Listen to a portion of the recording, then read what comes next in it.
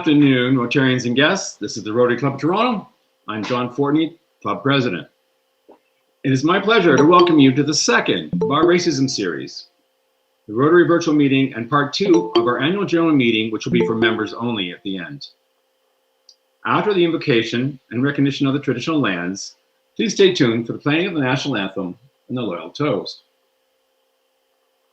At this time, I would like to acknowledge that we are on the traditional lands of many Indigenous peoples who have worked and cared for this land for 15,000 years. They include the Anishinaabe, the Haudenosaunee, the Huron-Wendat, and the Treaty Peoples of the Mississaugas of the Credit. As we're wrapping up the first month of this new year, let us take a moment to strengthen our resolve to do all in our power to bring about urban and global peace and help us as we work to help the homeless and the hungry. We give thanks for this opportunity to come together in Rotary Fellowship. Thank you. Now, our national anthem. And if you'd like to stand for our national anthem, followed by the loyal toast.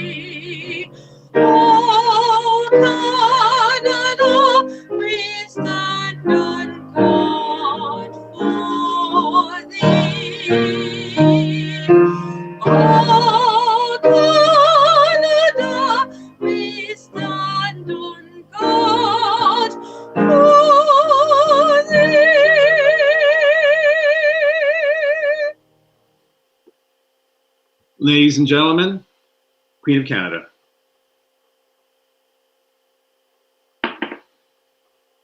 Thank you, Brigitte and Glenn, Rotarians and guests. It is now, oh, please be seated. It is now my pleasure to introduce our head table. I'm pleased to have the following people with me today.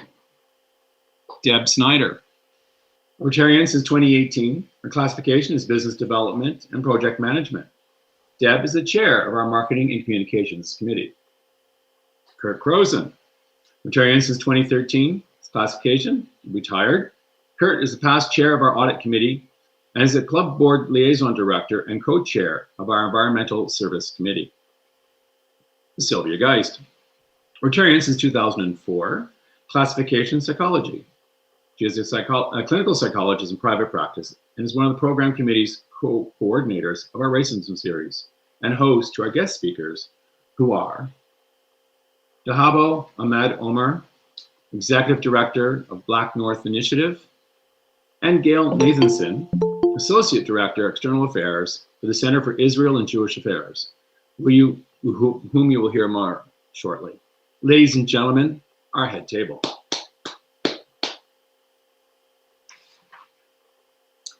For our virtual meetings, we do not usually have an official monitor to introduce visiting Rotarians and guests, so I will proceed. To our visiting Rotarians and the wives of visiting Rotarians, Mrs. Statham, I want to thank you for choosing our club for your makeup, and we hope that you enjoy the meeting. To all of our guests, welcome to our virtual meeting today. Please feel free to contact the office and find out how you may be able to make a difference by joining us. Rotarians, please welcome our visitors in the tradition of our great club. Announcements. Before we get started, you should be aware that at these virtual Rotary meetings, that if you have your video camera on, When using Google Meet, you may show up in the YouTube or the Google Meet recordings or the live streaming. If you do not want to appear, please turn off your video. We will not be able to edit you out later. Thank you. Now this message is for members only. The annual general meeting, our AGM, part 2, will take place after the racism series portion of this meeting and YouTube ends.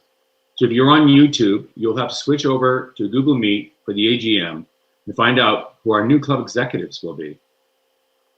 Exciting. Number 3, before we start our racism series, we have a quick announcement from Deb Snyder and our marketing team. Over to you, Deb. Okay.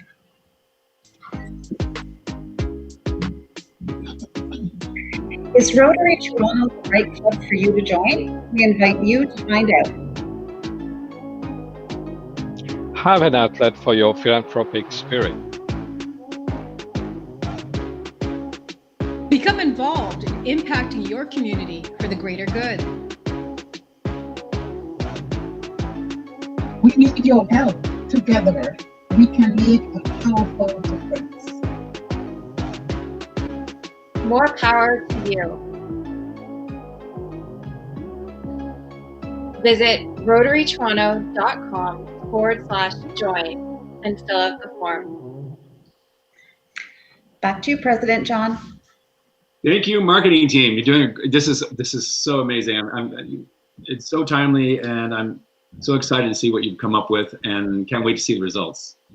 To start our racism series, I have a video from our Premier Doug Ford to share with you. Then Sylvia Geist will take over to introduce today's series. Prince, may I have the video, please? Hi, it's an absolute pleasure to bring warm greetings to my friends at the Rotary Club of Toronto. Thank you for hosting this important series, Combating Racism. Over the next few weeks, you will cover important topics that will allow you to better understand what racism is, what it looks like, and how we can fight against it.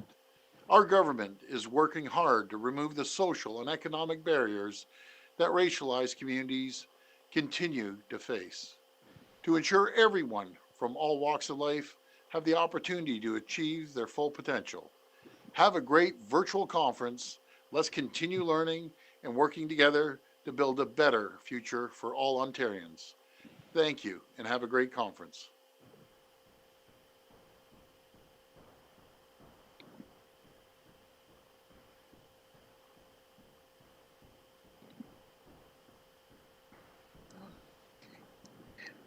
Hello, everyone. I'm Sylvia. Welcome. Welcome, everyone, to the second segment of our series, Enough is Enough, Stop Racism. This afternoon, we will explore systemic racism and unconscious bias in depth, their impact on human lives, the existing reality of racism today. In 1900, the first edition of the story of Little Black Sambo appeared. In the early 1960s, when I was a second grade teacher, the vice principal of the school suggested that I teach it to my students. At that time, the efforts of the civil rights movement were making news headlines and triggering debate in the general population. So I began to see in the story of Little Black Sambo messages that didn't feel right, that felt unjust. The civil rights movement was starting to have an impact on my consciousness. This children's book seems like an artifact to us now, a sign of times past. But is it really a time of the past? In 2021, systemic racism and unconscious bias still fuel our societies. Why? Why do we tolerate these attitudes and the behaviors that stem from them when they inflict undue pain and suffering on the lives of so many? How can we increase our self-awareness and expand our knowledge in ways that can make them tools to implement meaningful and significant change? These questions will be explored by two anti-racism activists, Dahabo Omer and Gail Nasensen. They will help us examine in depth some of these questions and shed light on how racism is not just an outlook that an individual might have, but part of the systems of our society relies upon. Before we begin, please remember to interact with our speakers. Give us your thoughts by sending in questions at any time to question@rotarytoronto.com. Let's begin now and welcome Dahabo and Gail. Dahabo, in our promotional material, we cite you as stating the following: countless Black Canadians have been pushed out of the job market due to systemic and racial biasing within the hiring process. Building a Black-owned business is more than a source of income. Sometimes it's the only option. Would you please introduce yourself? Tell us what your organization does and elaborate on your quote. Dahabo? Thank you so much, Sylvia. And hello, everyone. It's really great to be here today. And thank you to the Rotary Club for inviting me to this conversation. I want to just first say that I identify as a Black Muslim woman. I think it's important for you to know that, as my commentary and my experiences and thoughts will really be based on what I have lived in my own lifetime. I'm only 34, but I do feel as if I've lived 2 or 3 lifetimes because of the experiences that I've had.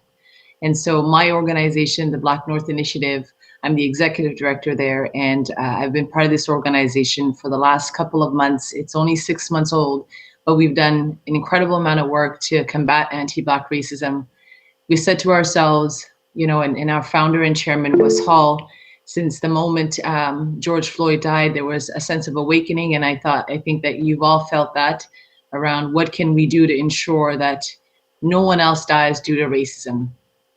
What also happened over the course of the summer while we were building this organization is that we quickly realized that we're in a state of emergency when it comes to our health and when it comes to race relations. We were now making choices between life or death. It was no longer about simple challenges, simple obstacles. We were literally making choices that would either allow us to live or allow us to die. And we needed to quickly make that choice and make sure that everything that we were doing was going to hopefully save lives.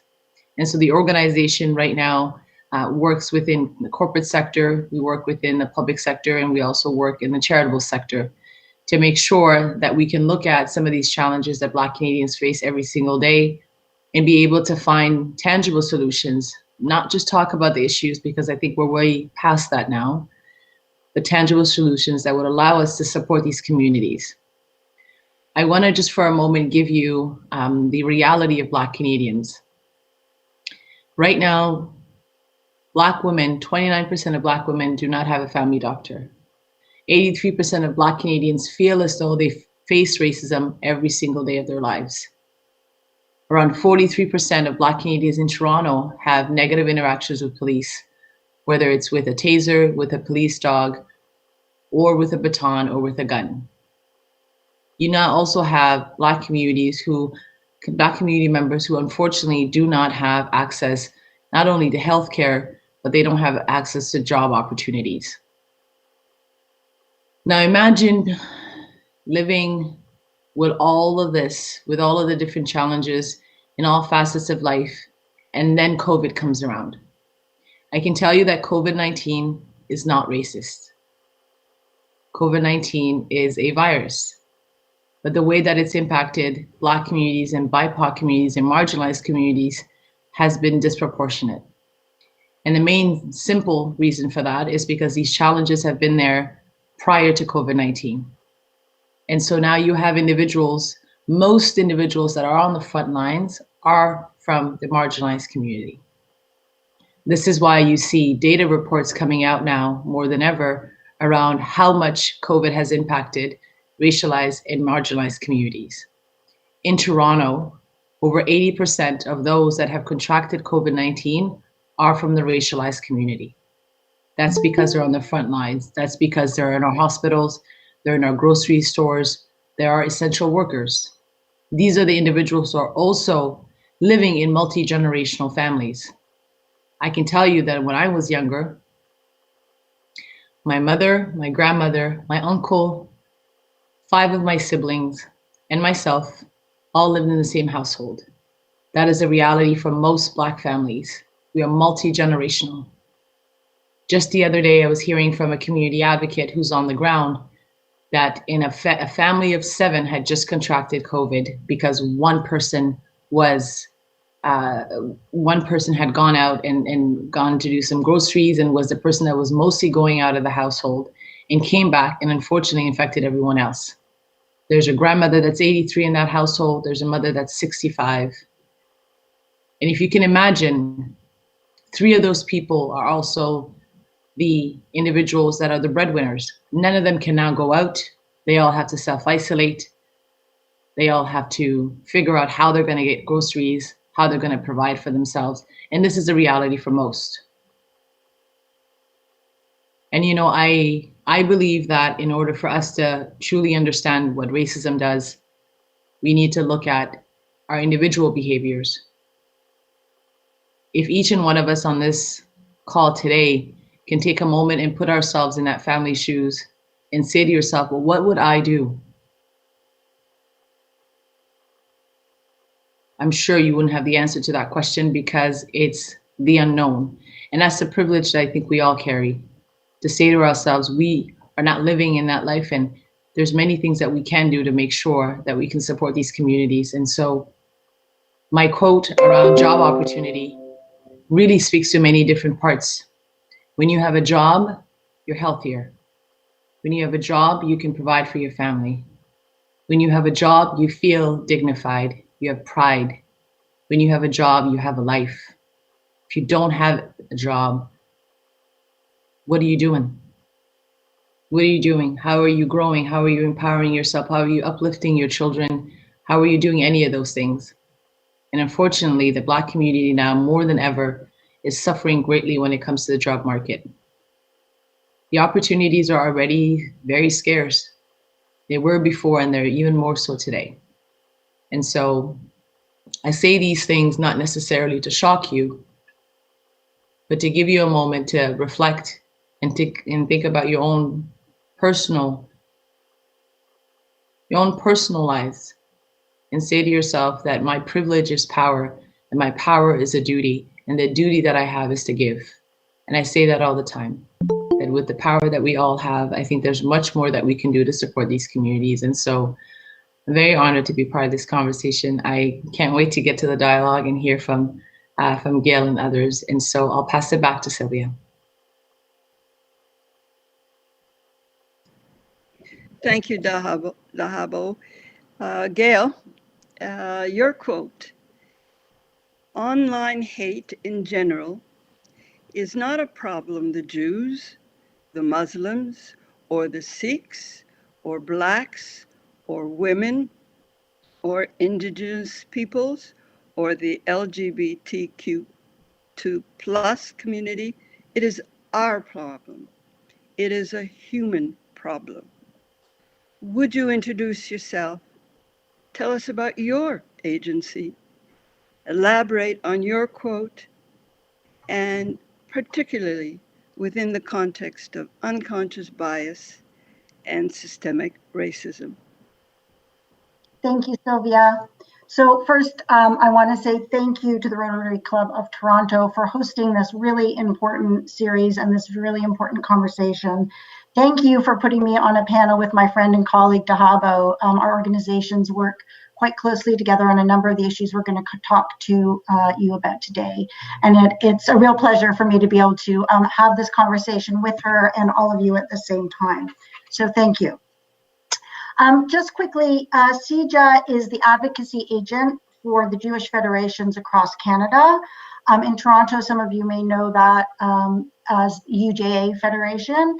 We like to describe the federations essentially as the United Ways of the Jewish community. So essentially UJA in Toronto and federations across the country do fundraising from the community and then use those funds to support services and agencies in that community, but not only for the Jewish community, for a broad range of people in need of support. So that could be through immigration services, that could be through services for seniors, that could be for services people with disabilities, women fleeing violence, support for families and children, the whole range of services. And at CEJA, our job is to advocate on behalf of the community at large and those agencies. We work on a number of issues, but one of the ones that we spend a lot of time on, particularly lately, is the fight against all forms of racism and discrimination, including, of course, anti-Semitism, which is the manifestation of racism and discrimination that my community faces. You know, in this, referring to the quote that Sylvia read out, look, as I say, anti-Semitism is the Jewish community's experience of racism and discrimination. And our experience is no doubt different from that which the members of the Black community face and members of the Indigenous community face and members of the LGBTQ community face. It's our experience and it's what we know. But what we all share, we all may experience it differently, and it may manifest itself in different forms. But what we all have in common, unfortunately, is this idea that our communities are being targeted or excluded or shamed or named because we're considered to be other. We're considered to be different in some way or another from whatever is considered the mainstream. And so we firmly believe, when I say we in the Jewish community, we at CEJA, that regardless of which community we belong to, it is essential that we all stand together against any form of hate, racism, and discrimination. It's important that we teach one another about our own personal experiences or our community's experiences, but we need to stand together. We need to speak out in support of one another. Otherwise, this never goes away. And we need to do that because that's the human thing to do. That's the right thing to do. That's the moral thing to do. But I always say, you know, even if you don't do it because it's the right thing to do it, you should do it because haters aren't picky. So just because today they might target me and my community, or Dahabo and her community, or the Indigenous community, that doesn't mean that tomorrow they might not find a reason to target you. So even if you don't do it because you feel like morally and ethically and spiritually it's the right thing to do it because you just never know when the haters may turn their hate towards you. And you know what? We are much more powerful when we stand together to fight against hate against any group or any individual. It is really hard when a Jew stands up and speaks out against anti-Semitism, when someone from the Black community stands up and speaks out against anti-Black racism. We all expect that. We need to continue to do it, but we expect to hear it. But when Dahabo stands up and speaks up against anti-Semitism or marks International Holocaust Remembrance Day, as her group did the other day, that is an extremely powerful message, not only to our community, but to every other community, that we are all in this together. And I think that's the way things change. That's the way our children learn. That's the way society learns. That's the way our government decision makers turn their minds to starting to implement change. That's the way our organizations start turning their mind to the importance of these kinds of changes. So we can't only look out for our own. That's what I mean when I said this is a human problem. This isn't my problem or Dahabo's problem or Sylvia's problem. This is our collective problem as a community, as a community of all, as a generation, and particularly to what Dahabo was saying, to what we see going on in the world today. It is essential, it is urgent that we start talking about these things. Over to you, Sylvia. Thank you so much, Gail. Please continue to send in your questions. We want to hear from you at question@rotarytoronto.com. All right, let's go to the questions from the audience. And whoever wants to respond to it, Dahabo or Gail, please do so. And then discuss the question between the two of you. And then when you're finished, we'll go on to the next question. What role does social media play in racism? Years ago, we didn't have social media, but we had ugly pamphlets and data to provide evidence for our hateful messages. Whoever wants to start the response, please. I'm happy to, Dahabo, if that's okay. All right. No problem. So I'm really glad we have that question. At CEJA, the issue of online hate has become one of the top areas of focus for our organization. And to Sylvia's point, hate is not new. We're dealing with the same old hate, targeting individuals or groups based on their religion or their race, gender, sexual orientation, ability, you name it.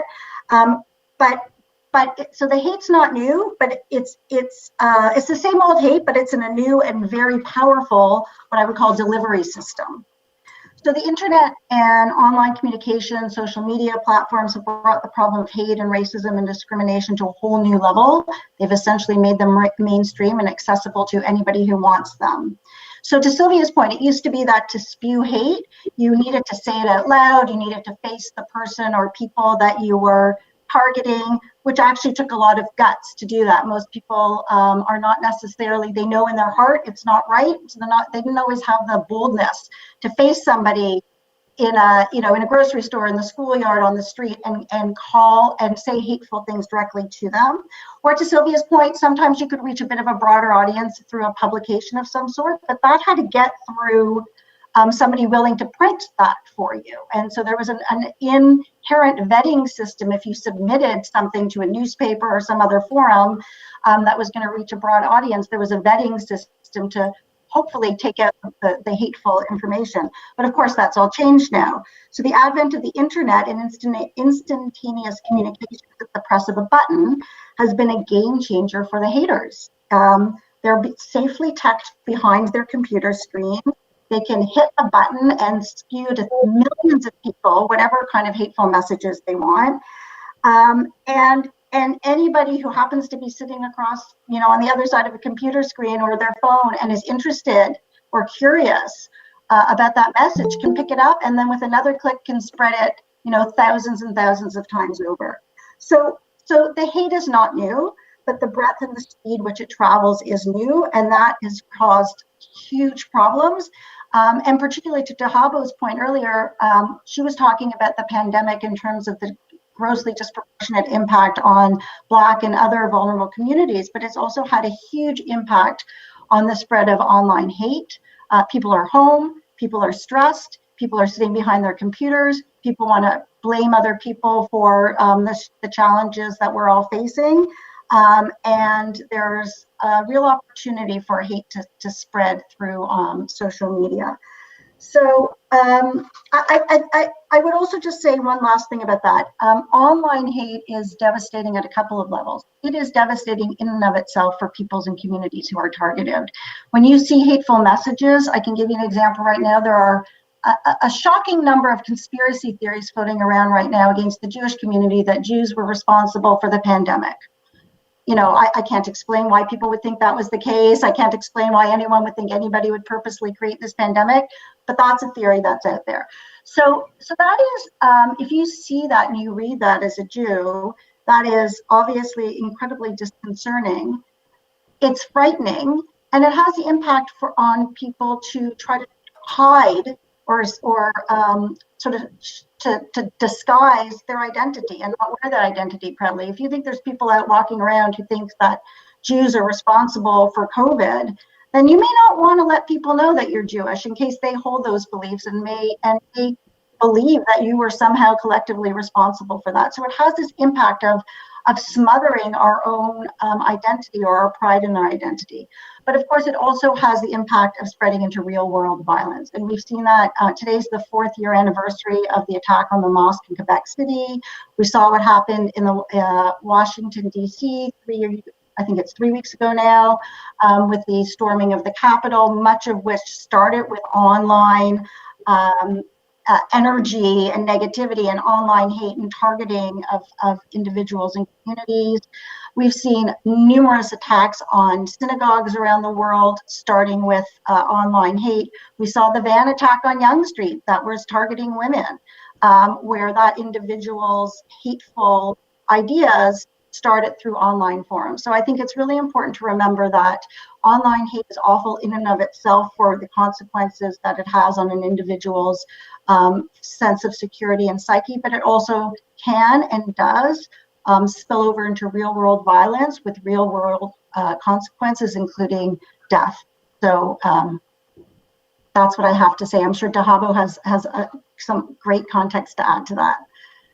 Yeah, and thanks, Gail. You know, so with everything in the world, there's good and there's bad, right? So the bad is what Gail has sort of talked about in putting anything out that travels at the speed of light and gets to millions of people sometimes, and then those millions of people taking it and sharing with more millions of people. And if you can imagine the impact of something like that travels as fast as that, you'll understand what Gail is referring to. I want to maybe talk about the good that maybe social media has around some of these issues. You know, I think now more than ever, especially during COVID, we're very much connected through this means where I can see all of you and you can see me, and we would not be able to do this if we weren't able to share some of this context and some of this information and some of these sessions through our online platforms. I think because of social media, the Black Lives Matter movement is what it is today. Because of social media, the Me Too movement is what it is today.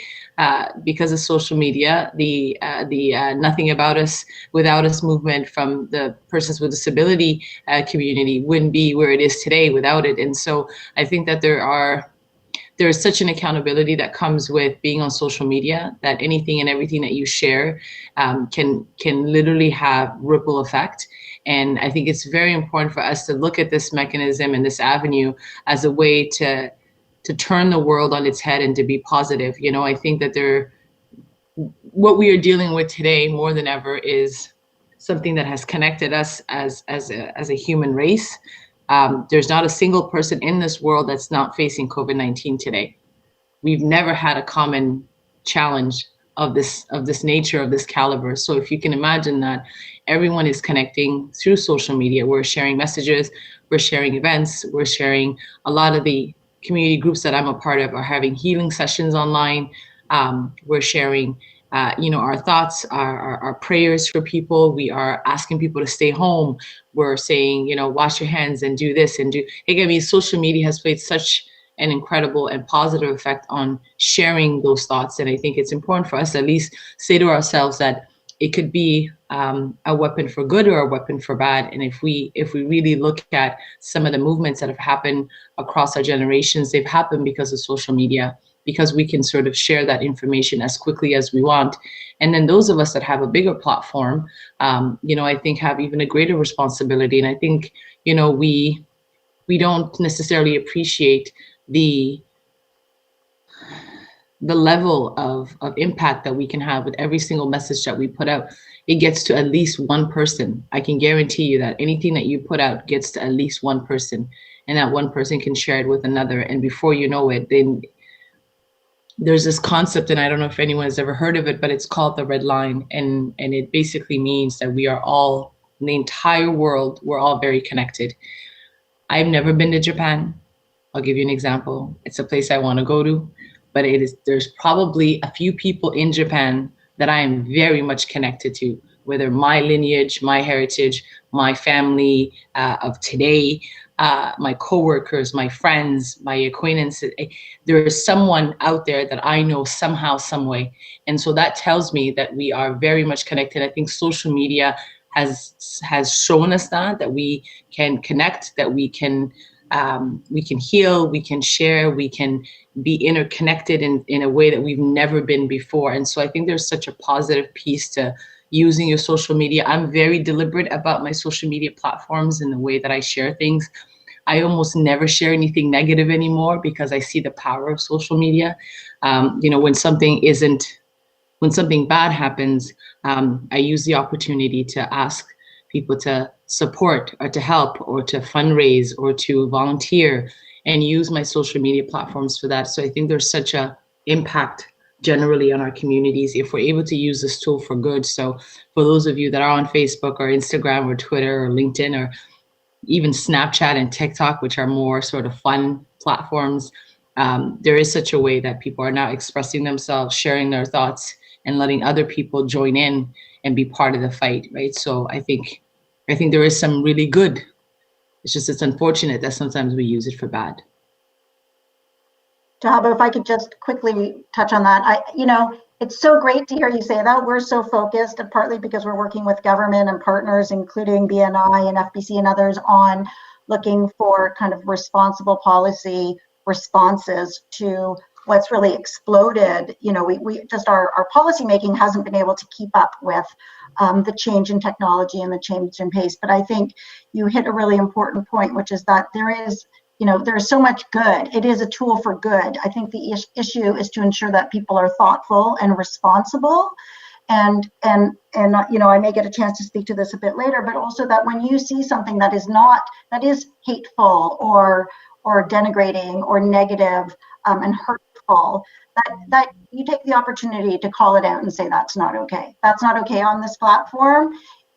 It's not okay to target people.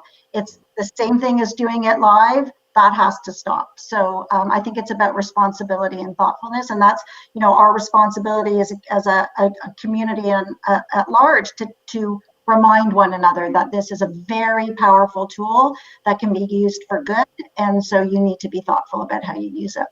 Yeah, absolutely. The continued hateful messages on social media, systemic racism and unconscious bias couldn't be alive.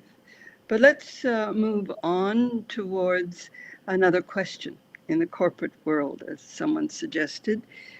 What corporate policies and procedures reflect today's systemic racism? And also, how does unconscious bias play into this corporate world? Yeah, you should start this one. I was about to jump in. So, listen, there are so many different parts of the corporate world that would perpetuate anti-Black racism and racism generally and discrimination to all sorts of different marginalized groups. I think one of the ones that I'll probably highlight that is predominant is the way that we do recruitment. I want you to understand that, diversity is just a fact. Like, I'm just looking at the group of people that are here. We're diverse. We don't need it's not something we need to get to. We talk about diversity as a thing that we have to reach. It's a goal that we have to, accomplish, but it isn't. Diversity is just what it is. Even if you see a room with 4 white people, they are diverse. They have different backgrounds, different experiences, different skill sets. There's diversity there. You bring in a Black person, there's diversity there. You bring in a Jewish person, there's diversity there. Diversity is just a fact. It's just who we all are. It's got nothing to do with us getting to a diversity sort of goal. I want to be able to just have that disappear from your minds, at least from my perspective. It's not a thing we should try to reach to because it's something that's there. I think one of the things that is difficult with the corporate sector as well as with every other sector, this is a reality across the board, is how do we get to a place where it's equitable, right? So you have diversity, you just do. There's no, we're not arguing about that. There's no debate on that. The debate then comes, how are you ensuring that you are taking into account in the way that you do recruitment, in the way that you do onboarding, in the way that you do orientation, in the way that you create a sense of belonging, in the way that you promote, in the way that you treat your employees, you do your performance, everything that has to do with your workforce, how you bring them in, how you keep them in, how you allow them to grow, really has to do with equity. And it's really just that. And the minute you do sort of get to a place where you can say to yourself that you've looked at the different realities and experiences of people, and then you look at, you use that as your foundational lens, then you're able to change the entire way that you function. And I'll tell you right now, there's not one company, one organization, one government entity, one charitable organ. There's no one that is doing it perfectly. No one. So therefore, there's some humility that comes with that, right? To say to yourself, I'm not great, to hold up the mirror of justice, a mirror of equity to yourselves and say, I know that we're not doing this right. There's something missing. So you're in the boat with everybody else, right? But I think one of the big things that happens in the corporate sector more than every other sector is that it's a fast-paced moving environment. There's issues, solutions. We got to grow our company. We've got to sell our products. We've got to meet our client needs. We've got to do this. It's a very, it's a results-based environment, which means that we're doing the work all the time, every single day. But there isn't that necessarily that time that you just stop and reflect. And I think the summer, when we obviously saw the biggest civil rights movement ever globally, it's never happened before, allowed us to take a moment. COVID has allowed us to take a moment. And so I think now we're starting to say to ourselves, what is it that we're not doing right? And it's important to be able to say to yourself, how do I look at my company? Make sure that I am considering the realities of everyone. I was on a corporate governance conversation a couple of weeks back, and the question I was asked was, what does good governance what does that look like? And I remember saying this, and I'll say it here in this space, that good governance looks like good culture. When you're able to build a culture that's inclusive and that's equitable, you're gonna get to a place where you feel that all your entire workforce feels as though they're home. I mean, we spend 8, sometimes 10, 12 hours at work. And imagine feeling excluded. Imagine feeling ignored. Imagine feeling you're not part of what you are contributing in. I mean, we work to contribute. This is what we all do. But imagine being in a sector where, or in a company generally, where you don't feel seen, where you feel invisible, where you feel like everything that you go through every day is not seen within your workspace. I can tell you right now that when a Black person comes into a company and comes to work, they have gone through at least, there was a survey that was done in 2017 that said that every Black professional that comes into a workspace before they arrive at work has experienced racism at least 3 times in that day before they even get to work. And then that person is expected to do well, to excel, to produce, to contribute, and then to go home, go through all of that again, and come back the next day and do it all over again. So I think that it's in the corporate sector, it allows, I think we need to take a moment to stop and take a moment to take the culture in and the environments that these people are living in, and say to ourselves, how do we now make sure that this entirety of a person, every facet of their being, everything that they endure, all the challenges they face every day, is now something that we, as a company who employs this person, can support and can help and can alleviate some of that. I think there's a corporate responsibility that comes with that. And so I think that it's just, I think we're getting there. I think we're having the conversation, the difficult ones. A lot of the CEOs that we speak to at Black North have told us, you know, they have heard some of the most shocking things from their Black employees and their Indigenous employees, some of the things that they've never known that these people that have been working for them for 15, 20 years were going through. And even then they'll say, you know, I can't feel it the way that they do, but I can empathize and I can support and I can be an active ally, right? So I think it's just important for us to, especially in the corporate sector, to be able to say to ourselves, it's great that we're working, it's great that we're producing, but that we need to just stop and find a way to support our workforces in such a way that allows them to grow. Because I can tell you that those communities are suffering, but we're told to be resilient, we're told to be strong, we're told to get up and go, we're told to, it's, you know, to just take it as it comes, right? But It's very, very unhealthy. The suicide rates in BIPOC communities are so high, especially in the younger generation. We're working with the youth helpline, and I had a meeting with them the other day to talk about our program, and they said to me that normally the helpline gets about 1.5 million interactions a year. And this year, and the COVID year, they got 4.5 million interactions, and 450,000 of them being at the level of suicide. So if you can imagine that, people every day facing this. And so I think there's so many challenges, but I always say this, there's an opportunity in every single challenge.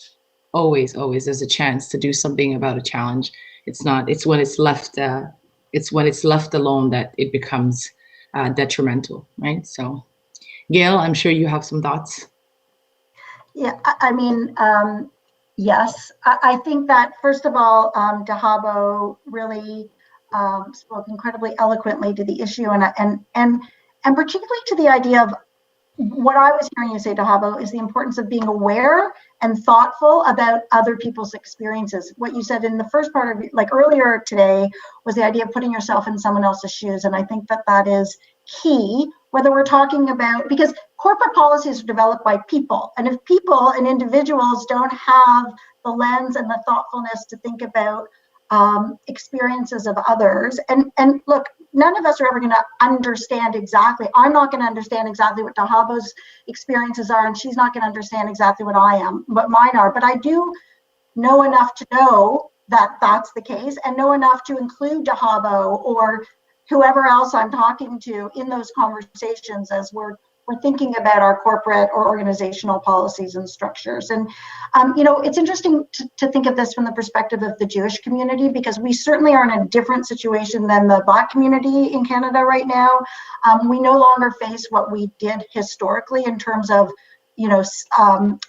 stated quotas for admissions to universities, or inability to get into certain clubs literally, or more subtle, not fully stated approaches resulting in, not ever making partner in a law firm or not getting hired at a law firm in the first place. And I think those experiences in the past, which again, are not what we're experiencing nowadays, certainly not in metropolitan areas like Toronto, but have made the Jewish community more aware of the realities of other communities who do experience those kinds of overt and covert experiences of racism. And as a result, I think our community generally takes that responsibility very seriously in thinking about how to ensure that the way we live our lives and the way we run our work and interact with people has that context.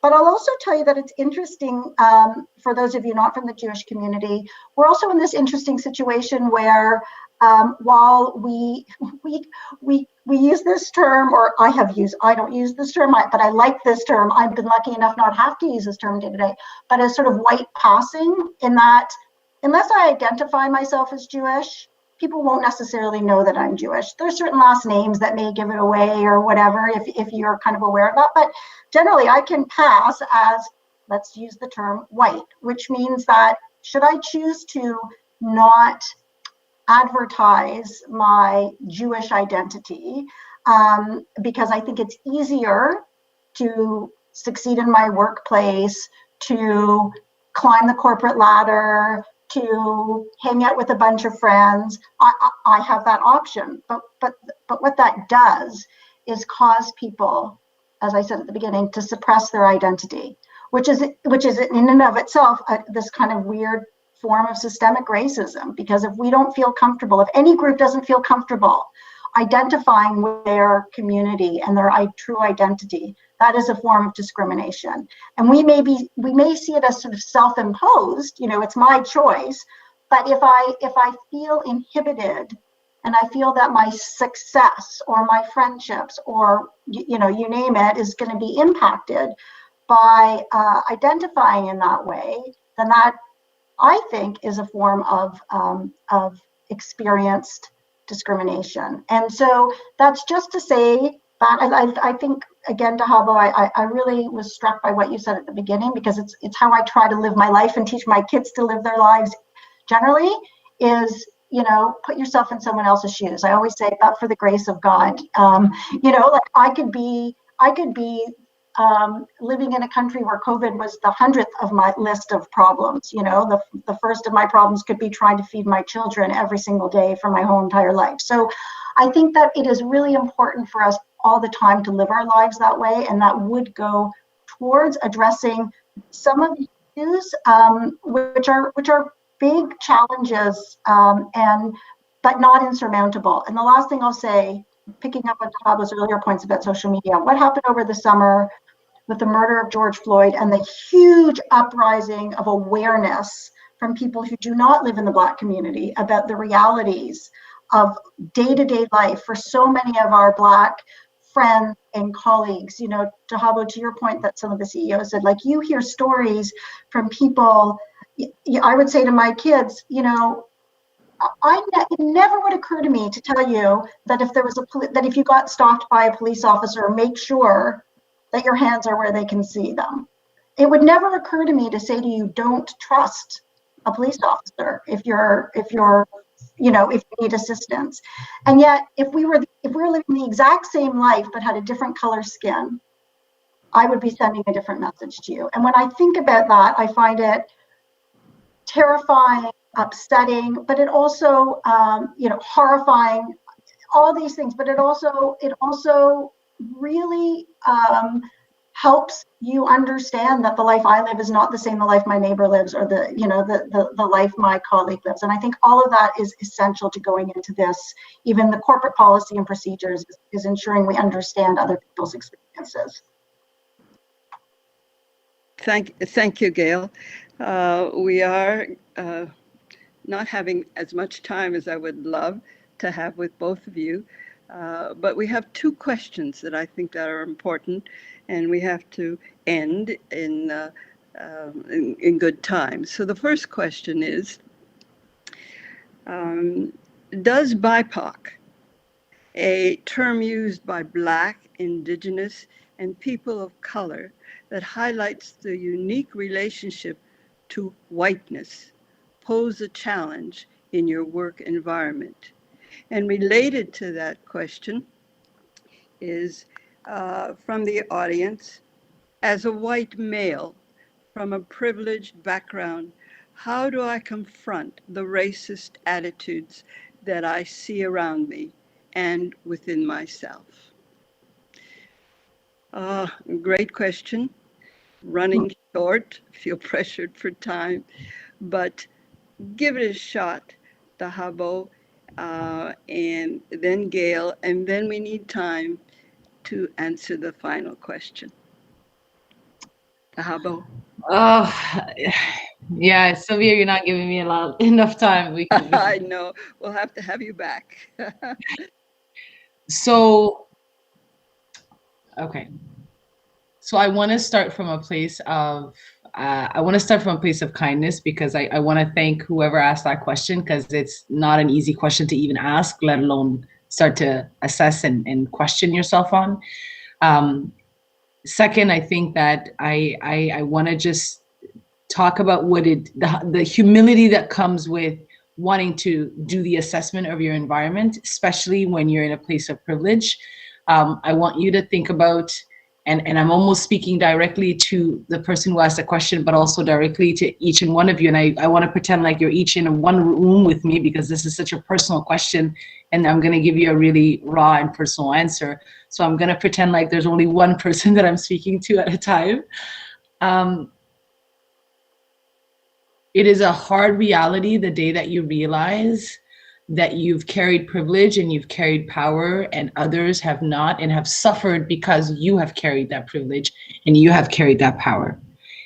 It's a very intense feeling. I've spoken to other people who've had the same question and have said, I don't know what to do with this, because it's not like you were born and said, I would like to be privileged, I would like to be white, I would like to not face racism.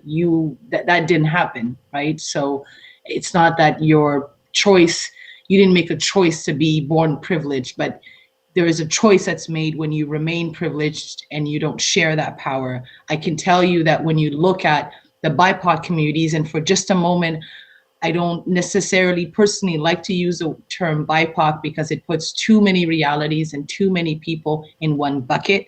I can tell you that what Indigenous people face and Black people face and people of color face is very, very different. But you, as a person of privilege, the moment that you can even just ask yourself that question, you've now stepped into a realm where it's going to be very difficult to manage. I'll tell you that, because it's hard to know that what has happened around you, that you may have had something to do with that, willingly or unwillingly, consciously or unconsciously. You have to figure out what part you had to play in that. And it's and this is what I meant earlier when I said it's a very much a personal behavior change before we can look at a holistic change. But once you realize that, what you can do is say to yourself, where do I, me as a person, where do I have a power to change? What can I do as an individual to bring someone else who has suffered, who has encountered racism, who has been impacted by racism, and bring them into the fold and give them a little bit of my power? And that is just an example of you walking down the street and seeing a homeless person and giving them a little bit of money or buying them food. You're sharing your privilege, you're sharing your wealth. That is all that needs to be done when it comes to combating anti-Black racism, anti-Indigenous racism, anti-Jewish racism, anti-Islamic racism, whatever you're looking at. It's about sharing your power with people to say, I am now going to do what I can to bring you in and give you what you didn't have. And unfortunately, all of us who are privileged, and I consider myself to be very privileged, even though I have identities that could probably put me at the bottom of the barrel, but I still consider myself privileged. And I do it, me, Dahabo, by sharing my power, whether it's to help somebody else, whether it's to mentor, whether it's to volunteer with an organization, whether it's to talk about it in social media, whether it's to have this conversation with all of you today. It's about sharing your power. And the minute that you can do that, which means you have to put yourself a little bit in the background, and that's not easy to do, you know? You have to be a little less selfish. And we're all selfish beings because we're human beings, and that's part of our creation of who we are, and that's just normal. We can't get away from that. But as a white man in this space, I urge you to look at the people around you who are not white, who are not men, and extend your arm to them and see what they need, and then give them a little bit of power. Thank you, Gail. I'm sorry. With your permission, I'd like to go on to the next question because we only have a few minutes. I'm sorry, Gail. No. Sorry, Gail. That was awesome. It certainly was. And an important question is, as a club, what practical actions can we do to undertake to confront the issues of racism and become an effective ally in the community? So Gail, why don't you start, and Dahabo, you continue. Yeah, I've only have now I can say what I was going to say before, because I can just put it in this context instead. Because what people who are members of this club and what the club can do as a whole is, as members of the club and as individuals, you can call out racist, discriminatory, offensive activity when you see it. So don't just in your head say, oh, I'm kind of uncomfortable with that comment at the dinner table from Uncle Joe. You call out Uncle Joe at the dinner table and you tell Uncle Joe that that's not okay. And I honestly believe that everything Dahabo just said is essential and really hard. And calling out Uncle Joe is hard too, but it's also essential. Like if we don't do it in our own communities, if you don't do it in your own places of work, if you don't do it with your friends and you don't do it at the dinner table, nothing's going to change. And as an organization, I think one of the things you can do is start looking at some of the work that's being done by CEJA, Black North Initiative, and others in these areas. We're doing lots of work, as I said, on online hate. We have lots of opportunities for people to get involved with these organizations and start working with us for policy changes in some of these areas. And so I would encourage you to spend some time partnering with organizations like ours going forward. Look, this series is a really amazing step in doing that. And I would just urge you to continue to reach out to groups and organizations and continue to partner in this kind of work. Dahabo, do you have anything quickly to add to this? Oh, sorry. I was on mute. No, I was on. The only thing I'll say is continue listening and continue having an open mind and open heart and wanting to try to do what you can. Just by all of you being here today, you're doing something about it. You're being active in your allyship. And so I thank you for your time on that. Thank you. And in closing, I thought I'd let you know what happened in the second grade classroom in the early 1960s, because I was made more aware of racism through learning about the efforts of activists. I challenged the vice principal, and refused to bring that book into my classroom. I tell you this story not to congratulate myself, but to spotlight how crucial it is for all of us to listen and to learn from activists and to challenge the vice principal who lives in all of us. Thank you so much, Gail and Dahabo, for your excellent discussions. Individuals like you who actively combat racism and unconscious bias will, no doubt, result in possibilities for real change within ourselves and help in the creation of just societies. Thank you again, audiences, for your questions and being here with our club this afternoon.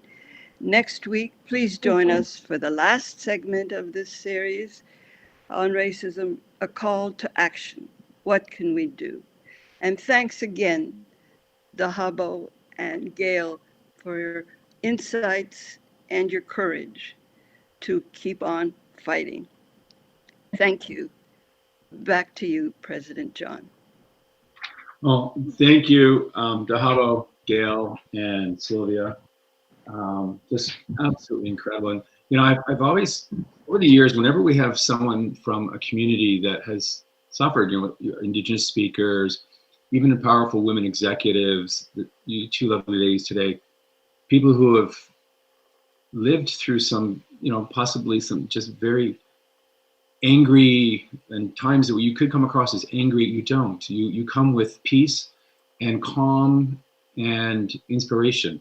And I thank you for that, because we all have to work together. And when we come and hear you speak, we're obviously more prone to listen because of the beautiful way in which you present these really horrible situations and experiences that you've lived.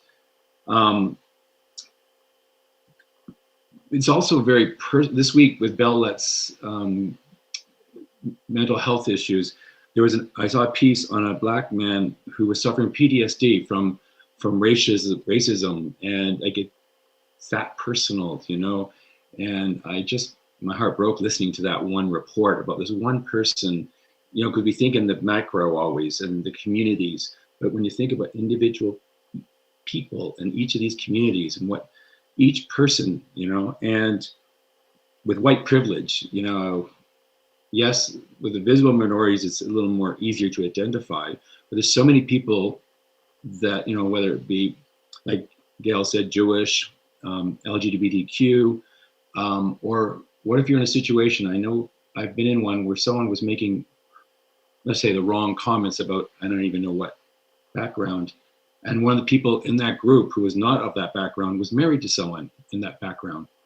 And it just gutted that person, you know? So we have to, Dahabo, I love how you said about, we have to start with saying kindness and go, don't always complain and go nasty on social media, go kind and work together. And it's been amazing. You guys, thank you so much. I hope that everyone watching, not just our club, but hopefully we'll have hundreds again today, will take to heart what you've said and learn from it, and we can all work together to just to be better and bring the community together. I'm just very excited, and I can't wait to see what we do with all this information and where we go from here.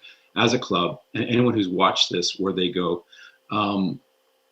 I would suggest that anyone watching this who's not in Rotary and you really like what you're hearing here, come, if you're in Toronto, come talk to us, join us, help us fight this and work together. And if you're not in Toronto, because we have people literally around the world watching this, there's a Rotary Club almost everywhere. Talk to them. They want to hear from you. And if they're not working on racism, bring it up. I'm sure they'd want to. Anyways, Dahabo, Gail, a donation has been made in your honor to Sistering, which is a multi-service agency that offers practical and emotional resources to women who experience homelessness or precarious housing, trauma, violence, social isolation, discrimination, substance abuse, or need mental health support. Women who come to Sistering find ways to heal, build communities of trust, and make changes in their lives in a safe, welcoming, and non-judgmental space, committed to ensuring all women, regardless of circumstances, are respected and valued. This donation is made in partnership with the Senior Citizens Committee of the Rotary Club of Toronto. Again, thank you so much. Thank you. That's wonderful. Thank you. And thank you, Sylvia. Should we log ourselves off now? Is this the time? Okay. Thank you, everyone. Thanks for having us. Thanks, everyone. Next Friday, February the 5th, will be our third and last of our racism series, A Call to Action. What can we do? With guest speakers, Blake Goldring, Michael Thompson, Sabine Herji, and Shireen Ashman. The racism series portion of this meeting is now adjourned.